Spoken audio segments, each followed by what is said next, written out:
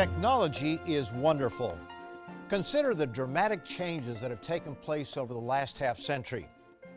We take computers for granted as though they always existed, but as we all know, that's fantasy. Most of us never owned a personal computer even as little as 30 years ago. And smartphones, where were they 20 years ago? How our world has changed in such a short time. Social media has dramatically changed the way that we communicate and relate to one another.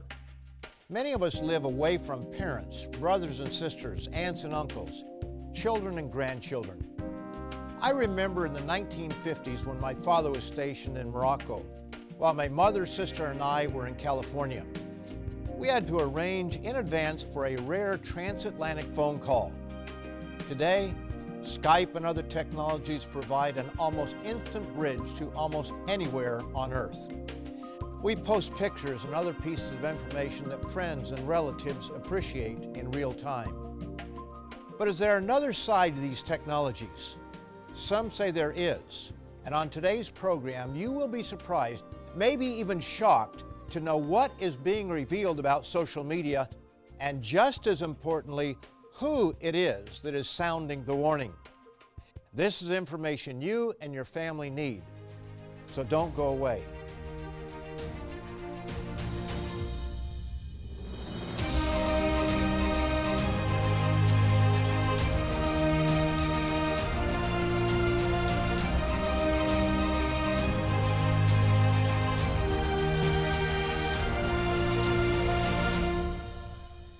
Welcome to Tomorrow's World.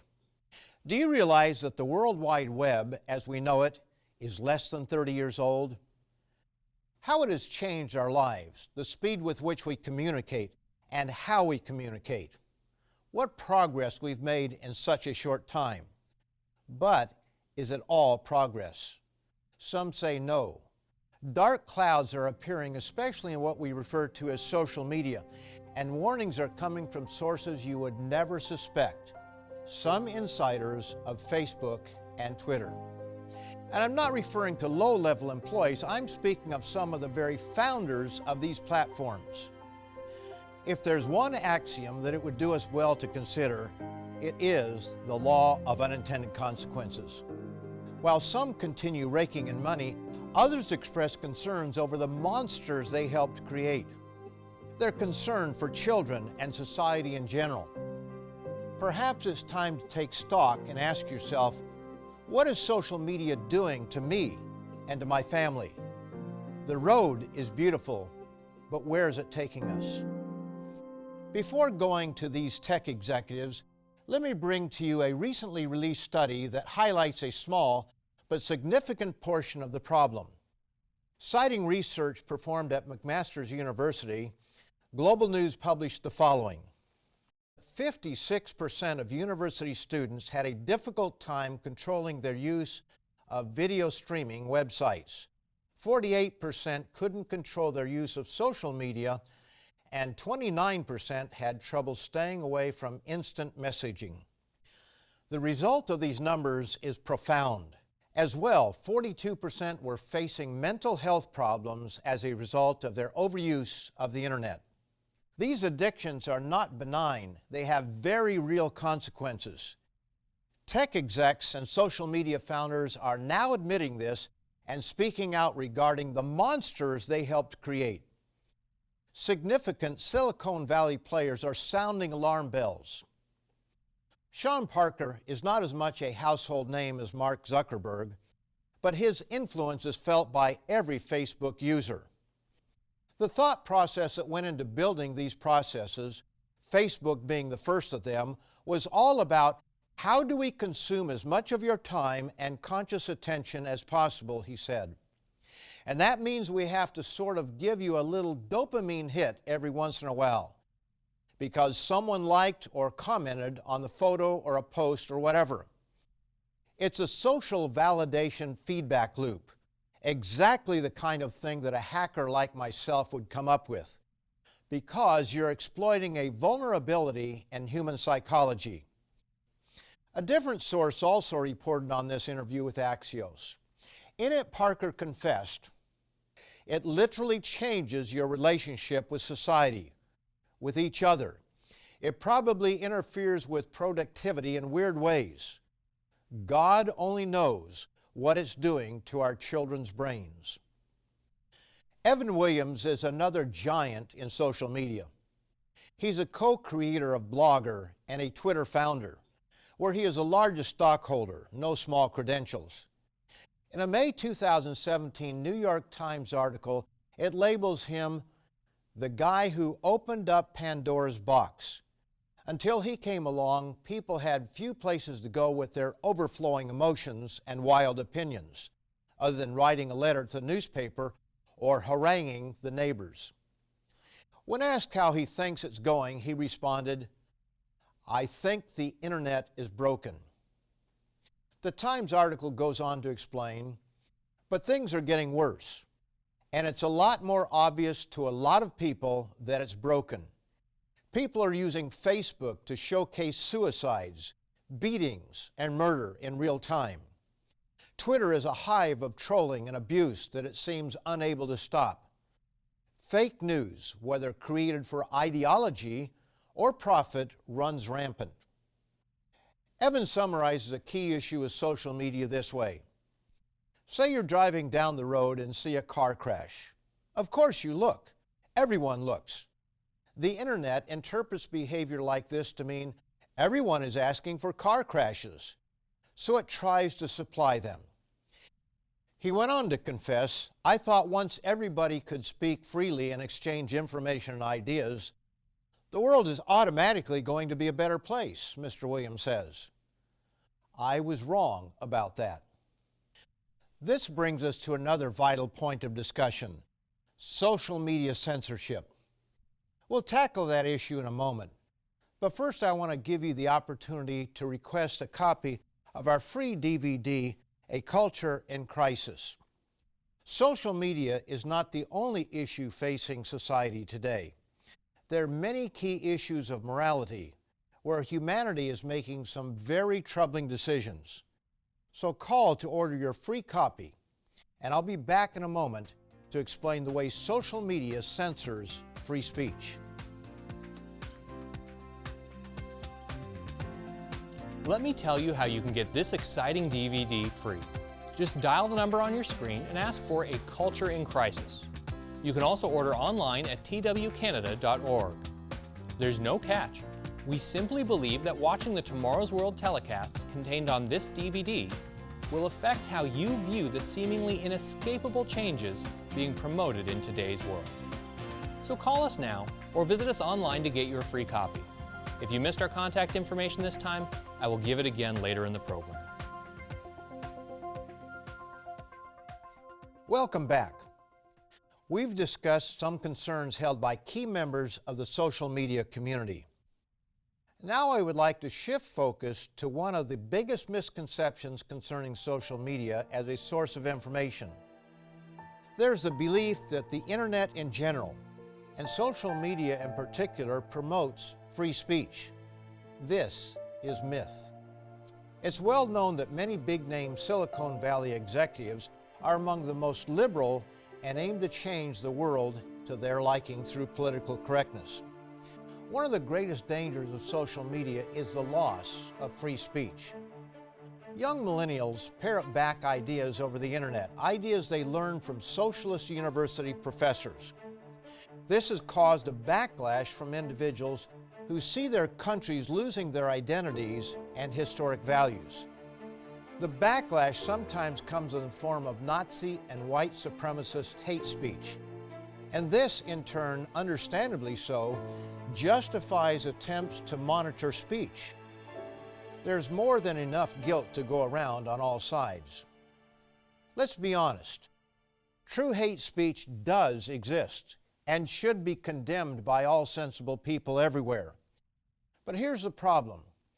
How exactly do you define hate speech? This isn't nearly as easy as it seems, because not everyone agrees on what it is. Much that the illiberal left labels as hate speech is no more than politically incorrect difference of opinion. Nearly 2,000 years ago, a former fisherman warned us about those who promise us liberty without moral authority. In the book known as the Bible, we read his words in 2 Peter, the 2nd chapter, and verse 19. While they promise them liberty, they themselves are slaves of corruption. For by whom a person is overcome, by him also he is brought into bondage. Today we hear a lot about tolerance, but we see anything but tolerance. Instead, we see a dark age of totalitarianism descending on our world. For example, pro-lifers, those who sincerely believe abortion is murder and speak out for the most vulnerable and defenseless humans, are often painted as fascist hate mongers. However, those who fancy themselves as pro-choice are almost never labeled this way by the liberal media, even though any honest person must admit that the latter is destroying the life of something, even if they don't want to admit that it's a baby. Why is one labeled hate and the other not? Why is one censored and the other not? However, due to real hate mongers, those who do espouse violence, along with fake news and vulgar discourse, it's understandable that there is a cry for monitoring and deleting such on social media and the internet in general. Google hired 10,000 people in 2017 to help monitor hate speech. Twitter also jumped on board to do the same. Fox News reported the following regarding Twitter. The changes announced last month, that's November of 2017, broadened Twitter's hateful conduct policy to permanently suspend any account that displays violent threats, multiple slurs, epithets, racist or sexist tropes, incites fear or reduces someone to less than human. Hate imagery will now fall under the rubric of Twitter's sensitive media policy, and that will include any logos, symbols, or images whose purpose is to promote hostility and malice against others based on their race, religion, disability, sexual orientation, or ethnicity, national origin. And these policies apply both on and off the platform. Do you see the danger?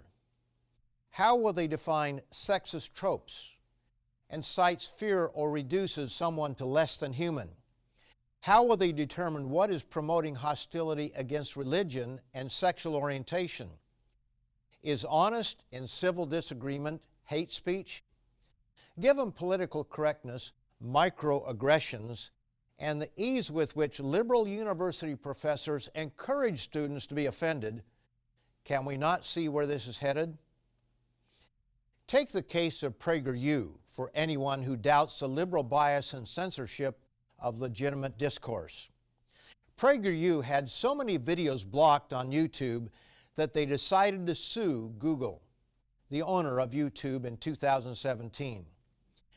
Anyone familiar with PragerU knows that it violates none of Google's prohibitions. They have no harmful or dangerous content, no nudity or sexual content, no violent or graphic content. They respect copyright laws, avoid spam, and don't use misleading data.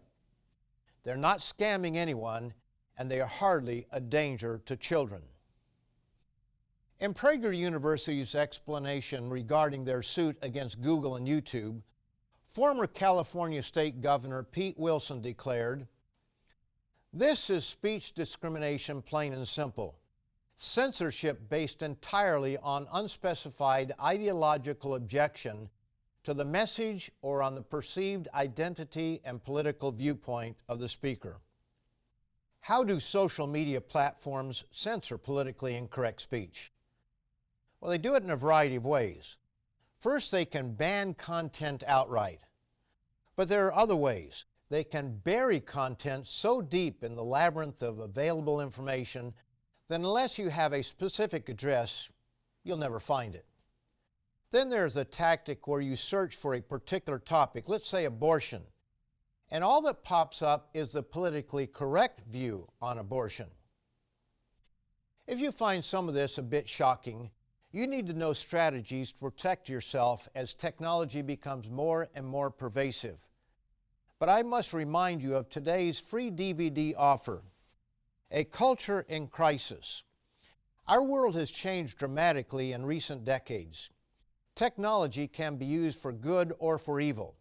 It can be used to promote godly values or to tear them down.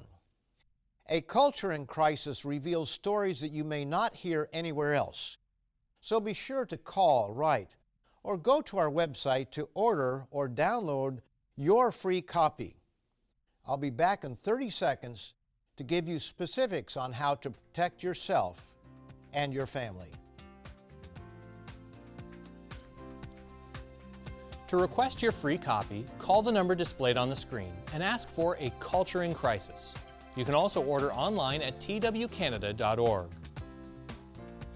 Have you ever asked, where is the world headed? What does the future hold for me? Or if morality even matters anymore? Tomorrow's World magazine answers these questions and more, and will also be sent to you free of charge. Call us right now or visit us online to get your free DVD, A Culture in Crisis, and Tomorrow's World magazine. Enjoy the rest of the program. By now, I hope you recognize that while social media has some tremendous benefits, there are also some inherent dangers. I'm not advocating the abandonment of technology, only that we carefully examine the results of what we're doing and strive to mitigate potential dangers of useful technologies. So what should you do? The most significant roadblock to change is admitting to yourself that you need to change. An alcoholic lives in denial, and those who are addicted to social media generally refuse to accept that they are, or to accept that it may harm them. There are others who cheerfully admit that they're addicted, but don't see it as a big deal. The short-term, dopamine-driven feedback loops that we've created are destroying how society works. No civil discourse, no cooperation, misinformation, mistruths. And it's not an American problem. This is not about Russian ads. This is a global problem. Social media is an untamed, multi-headed monster that is impossible to halt in our current world. There's the head of addiction, the head of misinformation through fake news and clickbait, the head of destroying face-to-face communication, the head of physical inactivity, and the heads of violent, vulgar, and hate-filled discourse. Before examining some specific actions you can implement in order to protect yourself against the dangers of social media, I'd like to read a portion of an article published in the National Post. Daily overuse of media and technology has a negative impact on the health of all children, preteens, and teenagers by making them more prone to anxiety, depression, and other psychological disorders. While the study mentioned focused on youth, please don't think that older individuals are immune. The internet and social media are here to stay, at least for the immediate future. And not everything about them is bad. Communication via the internet and social media can be very helpful in times of crisis. And what parent doesn't want to keep up with his or her children and grandchildren if they don't live close by? But as we have seen on this program, there is a downside to these new technologies and platforms. So here are some suggestions on how to respond to the dangers. Number one, recognize there is a problem. As seen earlier on this program, there are individuals who set out to enslave you. Holding billions of followers is a good indication of their success. As Sean Parker now admits, the founding philosophy behind Facebook was, how do we consume as much of your time and conscious attention as possible? And let's not forget his concern for the next generation when he lamented, God only knows what it's doing to our children's brains. As we've seen today, the internet, social media, and smartphones consume a lot of our time. But social media platforms such as Facebook, Twitter, Snapchat, Instagram, and others affect the way that we communicate. Don't slough off the dangers. Point number one is recognize there is a problem. And next, determine if you have a problem. Addiction is sometimes an elusive term, but clearly millions, if not billions, don't control their time and emotions on social media. It controls them. For most people, a little honest introspection should be telling. But most people live in denial, just as an alcoholic lives in denial. While some may scoff at the comparison of social media and alcohol, note that I am not the first to make this comparison. In a paper that will soon be published in the journal Psychological Science, a team of researchers from Chicago University's Booth Business School, led by Wilhelm Hoffman, has found that Facebook and social media websites may be as addictive as alcohol or cigarettes. So for your well-being, number one, recognize there is a problem. Secondly, determine if you have a problem. Finally, number three, tame the beast. There are common sense ways to take charge of your life. If you find you can't follow any of them, maybe Silicon Valley is in control. Here are a few suggestions, and we might want to add television along with the internet. Mealtime should be time out from social media and tech devices. Put them away. Set time limits for each day and stick with them. Keep a log of every minute you spend on social media. Cut out social media 1 hour before bed. Never text, Twitter, or view your Facebook when visiting with others. It's rude. And never text while driving. Call time out when fishing or playing golf. And call time out 1 day a week. These are a few common sense suggestions to take control of your life. There are many more, but if you are unable to put in place 3 or 4 of these, go back to point number 2, which was determine if you have a problem. My friends, consider seriously your relationship to these technologies and platforms. Question how much time you spend on them. Question what kind of discourse you exhibit. Are you courteous? Or are you vulgar, rude, or disrespectful? Just because it's out there doesn't mean it's good for you. The Bible gives this sound advice. All things are lawful for me, but not all things are helpful. All things are lawful for me, but not all things edify. That's found in 1 Corinthians 10:23. A similar statement to the people of Corinth is made in chapter 6, verse 12. All things are lawful for me, but all things are not helpful. All things are lawful for me, but I will not be brought under the power of any. So who's in control? Are you, or is Silicon Valley playing you like a fiddle? As we conclude, I want to remind you of our special offer. Call, write, or visit us online to receive your free copy of our eye-opening DVD, A Culture in Crisis. This DVD contains 3 Tomorrow's World programs which highlight the negative effects of some of the most influential social movements of our modern era. Stay tuned after the program for TW Answers, where we answer your questions straight from the Bible. And be sure to come back next week as Stuart Wachowicz, Michael Haycoop, and I will help you make sense of our present world and will share with you the inspiring teachings of Jesus Christ and why He must and will return to straighten out the mess we've created for ourselves. Join us again next week. To learn more about today's topic, visit twcanada.org. You can also order by calling us at 1-866-784-7895 or by writing to us at Tomorrow's World, P.O. Box 409, Mississauga, Ontario, L5M0P6. You will also receive a free subscription to Tomorrow's World magazine, revealing God's principles for leading an abundant and happy life. Welcome to Tomorrow's World Answers, where we use the Bible to answer your questions. In Colossians 4 verse 5, the Apostle Paul writes, "Walk in wisdom toward those who are outside, redeeming the time." What does it mean to redeem the time? Human beings are alive on this planet for what is a relatively short time. This life passes all too quickly. Paul is stating that we need to make the most of the remaining time in our lives, be it long or short, bringing our life into harmony with a way of life that God describes and one which will lead to greater satisfaction than any other approach. Here and in other scriptures, we are encouraged not to waste our time.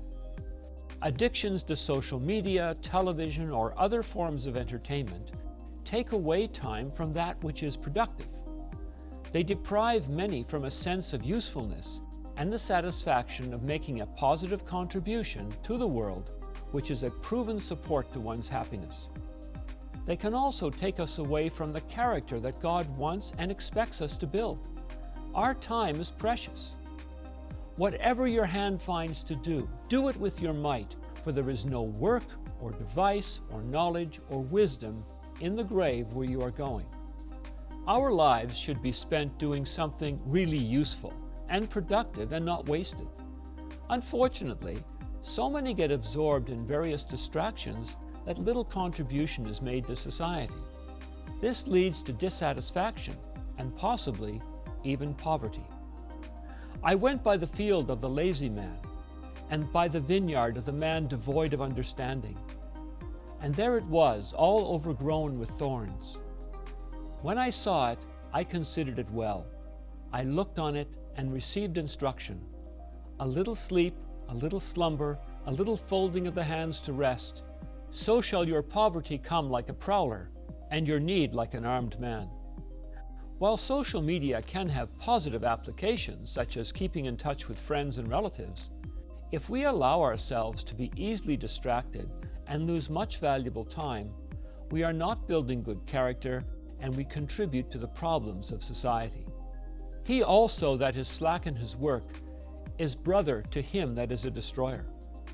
The admonition God gave through Paul encourages us to be zealous in our work on the job and also our work of building a better home for ourselves and our families, better relationships, and better character. Everyone benefits when we redeem the time. To submit a question for the show, email us at twanswers@tomorrowsworld.org. Be sure to watch us online at twcanada.org or by searching Tomorrow's World Answers on YouTube. At our website, you can also watch this and many more Tomorrow's World programs. Call 1-866-784-7895. Write or visit us online today. This program is a production of The Living Church of God.